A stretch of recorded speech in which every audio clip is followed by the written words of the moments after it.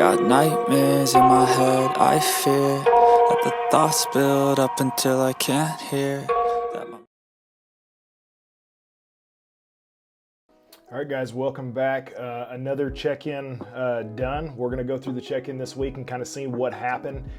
I got to say, it's been pretty smooth. It's a lot smoother than I thought it was going to be getting into this, and I feel like I'm probably shooting myself in the foot for saying that, probably jinxing myself, and probably next week will be hell. But our last week's check-in weight, we started at 217. So the thought of this whole process was I was 217, I was going to get to about 210, and I figured that would take 8 weeks or so, and we were at 210 last week already, and it was the third week, I believe. I think this is the fourth week, the fourth check-in. So this week we're at 208.4. So we literally almost lost 2 pounds.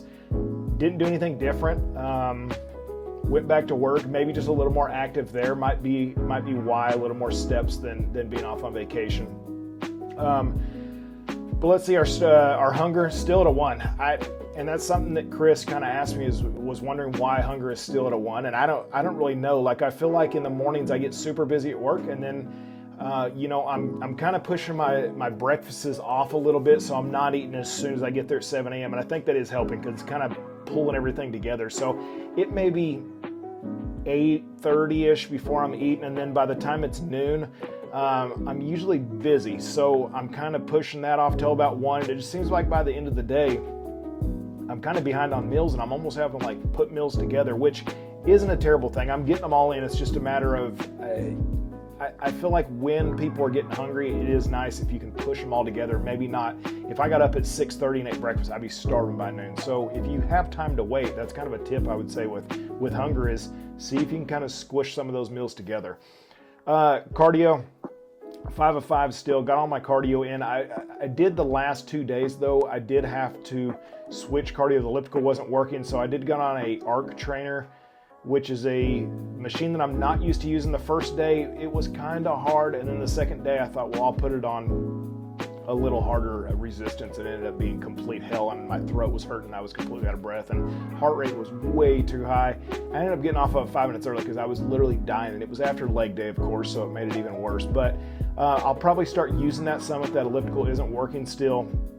But I like it. I feel like it's something different, and that may be why we had some good change there. I probably did burn a little bit more calories on it, but just a different modality and not getting stuck in that same thing of repetitiveness.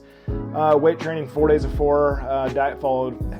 I put 98% because there was like 2 times that I got in the candy drawer and had like a piece of candy. But other than that, wasn't really any snacking that I can think of. Wasn't any meals off plan for sure. So 98%, really measured everything out just like we have been. Cheat meal. So it was New Year's Eve last, Sunday night or Monday night, whenever it was.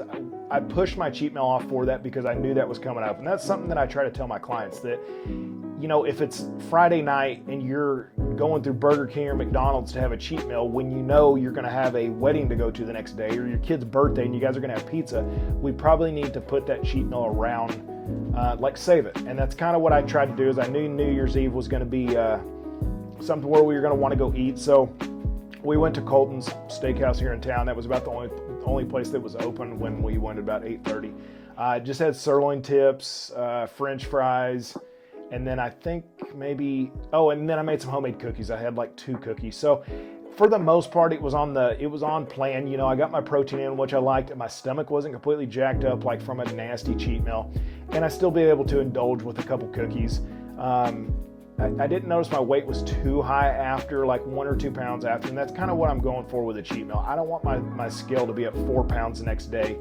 And I know people are so, don't talk about the scale, don't do this and that, but I feel like you have to kind of know what's going on with the body, and the scale is a way to tell, man, our cheat meal's a little high. If I'm getting 4 or 5 pounds, it's going to take me all week to get that back off, and then I'm kind of just doing a cycle of losing again, and that's what I'm trying to stay out of with a healthier cheat meal option. But still had French fries, is something I love, and still got to have some sweets, but I got my protein in as well. So that was that. Stamina in the gym, I feel like my stamina is really good. I haven't felt bad. I feel like I've had good energy. Going back to work, I was a little sluggish towards the end of the week, but not a big deal. Pumps are still good. Staying hydrated there. I do use a pump product on most nights.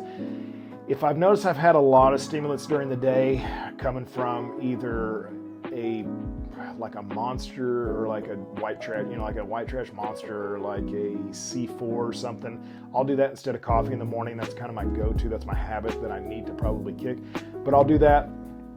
But then I also like having a couple Diet Cokes, and then there's 60 milligrams or so of caffeine in that. So by the time that all adds up, by the end of the day, if I feel like I've had too much, I'll try to only do a half a scoop. And I do the raw pre-workout, the Bumstead, whichever one that is. I think it's 100 milligrams or somewhere around there, and I'll do a half a scoop of that. So it's not a ton, but it kind of just gives me a kickstart to go to the gym, because I usually lift about 7 o'clock at night. So let's see, energy, we talked about that. Soreness, I feel like recovery's been really good. My legs got destroyed last week, but I'm doing a new program once again, and it's 2 different leg days. So one leg day, I feel like I can't ever get really in a good rhythm with it with the soreness, because I'm doing different workouts or different exercises on each day. So, but it feels good. Sleep patterns have been good. Nothing off on that. And I mean, that's about it. There wasn't really any comments. I'm happy with the scale. It was kind of a big jump, and sometimes I feel like when you see big jumps, the next week you kind of almost have to prepare yourself that maybe that'll kind of level off. So you have to look at just, I feel like almost 2 weeks, and make sure we're heading in the right direction, because sometimes what I've seen is like people will check in on, say they're checking on this Saturday, and the next Saturday they're down 4 pounds, and then the next Saturday they're back up 2. So it's almost like it was a debunked weight. I don't know. But either way, as long as we're trending in the right direction, the scale's moving in the right direction, I'm not starving, I'm not killing myself. I feel like this is something that I can do long term. I feel like I'm satiated with my food, so I feel like we're in a really good spot.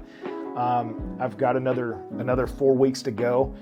I would guess if I lose 1 to 1.5 pounds per week, I should probably be about, I would think probably 205 to 204, and that's probably a good place for me to stop. I don't want to feel like I'm super emaciated and super skinny. That's not what I'm trying to do. I still want to feel like I have some muscle mass and still some size on me, but it'll get me in a really good range to set me up for the summer if we want to go to the beach or go do something. I'm not like 20 pounds out of shape, so that's kind of the reasoning for that, and we'll see what next week does. So let's start the video. I wanted to show you guys kind of what my morning routine looks like at work, and I realized that not everybody is going to have like a full kitchen at their work, or maybe even have the time to be able to cook a breakfast, but this is just really for convenience is why I wanted to do this. You've got to figure out solutions that are easy, you get more sleep, and you're not rushing to get up super early to be able to eat a big breakfast. But so this is kind of my morning routine at work, so let me kind of walk you through it. So every morning I pack up my food. I've got my meal 2 and meal 3, just a chicken and rice type meal. Let me throw this in the fridge real quick, and then my breakfast, I'll usually wait about an hour before I start, just because when it gets about noon, I'm usually starving. So this is just my pancakes we make up the night before. It's my mix, my protein powder, my blueberries, and pumpkin. So I'll just throw a little water in that. I've got me just a $15 waffle maker that I will make these up, and then I've got my peanut butter and my syrup in my office. So really simple. This is quick. It won't take me 10 minutes to get this down, and then we can go on with our day. We got our waffles done. I will say this is a ton of waffles, like a lot of food. If you're someone that's not a huge breakfast person, probably not going to be the best option. But for me, this really keeps me full until lunchtime. The waffle maker is really small. It takes me way too long back there of standing around, so I did order a bigger one because there's like 5 waffles here. This takes like 10 or 15 minutes. It's just too much time. Got my syrup, got my peanut butter, so I will throw that on there. By the time I've got this mixed up, cooked typically, because I'm going to get a faster waffle makers and bigger ones, and eating and everything, 10 minutes, breakfast is done.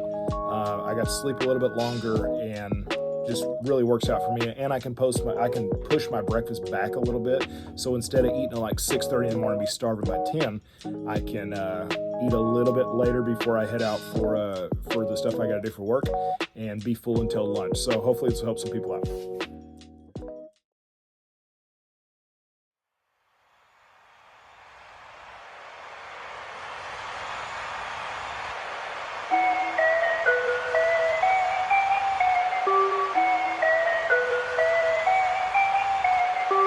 Frank Banley. Let's go. Yeah, make it look easy. Hey, stand up guy, boom, 10 toes.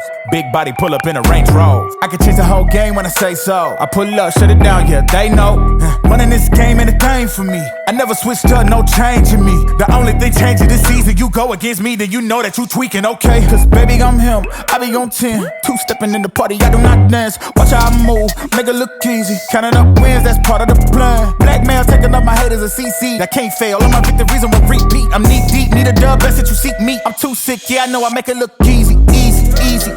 Yeah, tell them don't try to play me.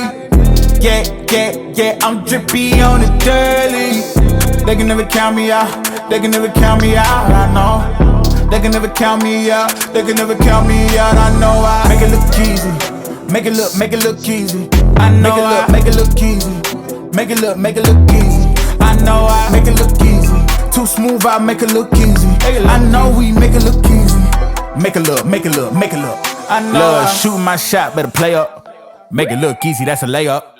Bad man. Why they wanna be like nigga sad man? Too wavy, swallow your pride. All of my guys, call them they slide. They will oblige.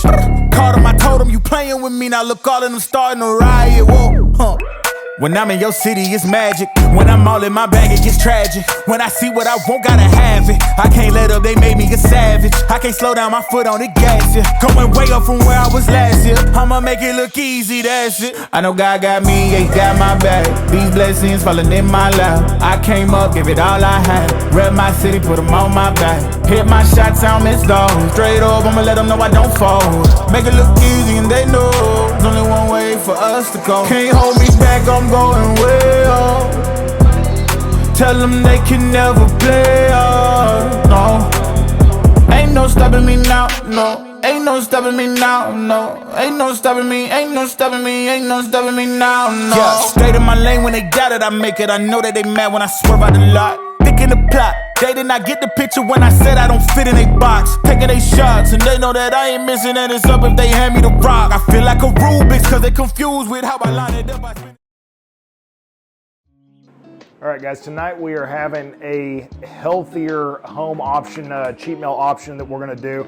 So I'm gonna show you guys what we're gonna do. We're gonna do some chickens. I'm gonna do a chicken sandwich. Abby's just gonna do the chicken strips and sweet potato fries. So what we do is we go to Kroger. We get these at Kroger. Walmart used to have them. They are just chicken strips. They're gluten-free also. They don't have a bunch of extra garbage in them, no antibiotics, nothing like that. They're just strips. The calories are really good on them too. There's only 10 carbs. Well, these actually have 17 for 3. So you're about 20 to 25 carbs. I'll do 4 of those. And then we're also gonna do the sweet potato fries, both in the air fryer. So I've got this preheating on 350 on both of these. I put some foil in there just to kind of line that so it's not such a mess. But we're gonna throw 4 in there for me, and then probably 4 for her, and then throw the French fries in there, and then we'll come back and show you what it looks like. All right, so we're making our chicken sandwiches. They're finally out. I kind of have them put together here. I used 4 pieces of keto bread. There's like a couple carbs per slice. So we're trying to cut some carbs there, of course. That does help out a lot. I usually do the buns, but they were out. I've got 1 slice of cheese cut in half. So come over here and look at this.